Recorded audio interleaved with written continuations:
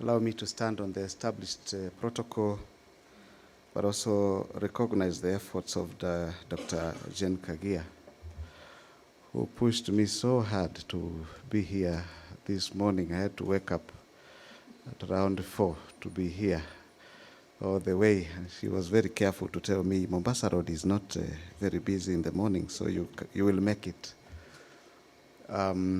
Unfortunately, I had lost my grandmother, whom we are going to be burying in the afternoon, and because of the call and the importance of this discussion, I said I have to be here.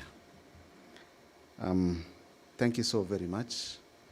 I recognize the religious leaders, and as I said earlier, allow me to recognize each and every one of you. I may know some of you, and thank you, Director, but some of you may be new friends to me. When we begin to talk of such topics, we are talking of the family. And it is clear that we are not headed in the right direction because we have a community, a family that has lost her values. I'm trying to imagine we are at crossroad as a community because we are neither Africans nor Westerners now. Initially, we used to say this is according to our African culture. But now, everybody is running from the African culture and is saying, you know, this is the modern way of life. So as a community, we are in dilemma. And so therefore, coming up with such bold talks, bold discussions is very, very important. I don't need to mention here, I think everyone knows, there's so much struggles in the family. And in some instances, it is a taboo to speak about the negative, you know, the negative parts or the negative things that happen in the family. And therefore, with that comes a group that goes through so much and they cannot speak out. They cannot speak out. Because we have in every community, and allow me to say this, a phrase that means, you know, mambo ya nyumbani ni ya nyumbani. Kwa Kikuyu wanasema sia musie. Aha. Kwa Kikamba wanasema sia musie. Ni sia musie. And I believe every other community in Kenya has that. I believe it's the moment we revisited some of those phrases because they have caused many to go through difficult times. And if you went to the families, they will tell you, yes, it is true, so many evils are happening. And I would say here, sometimes this kind of violence is gendered. Our young women are going through so much. Initially, it was because the boy child was highly regarded.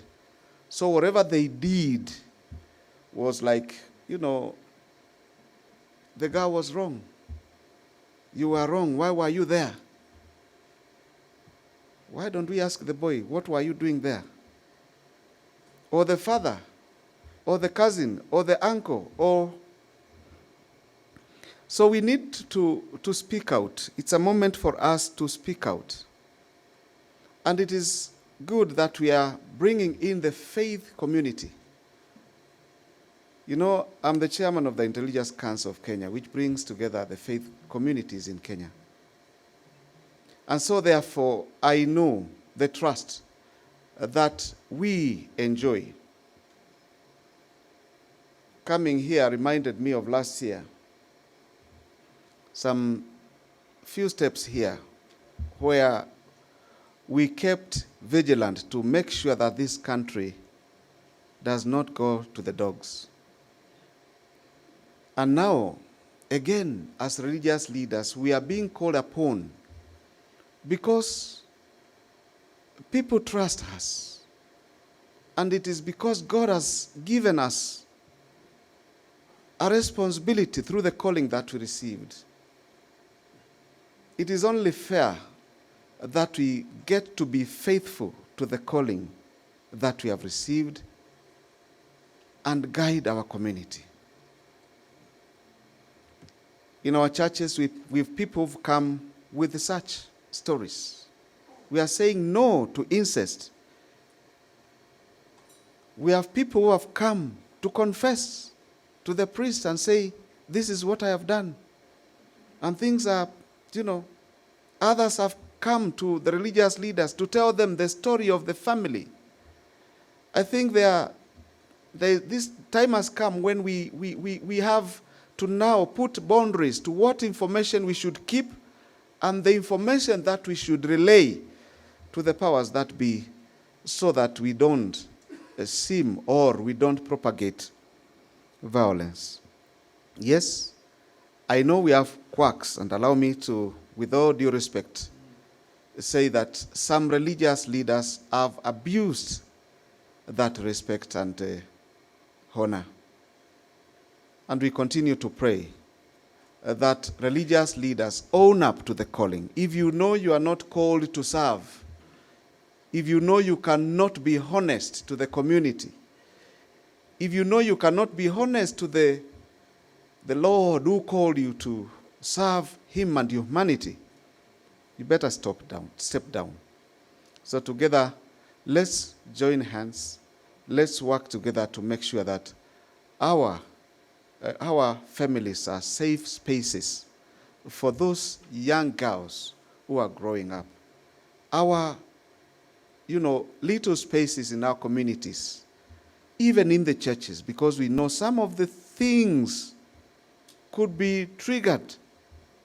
Thank you so very much, and may God bless us.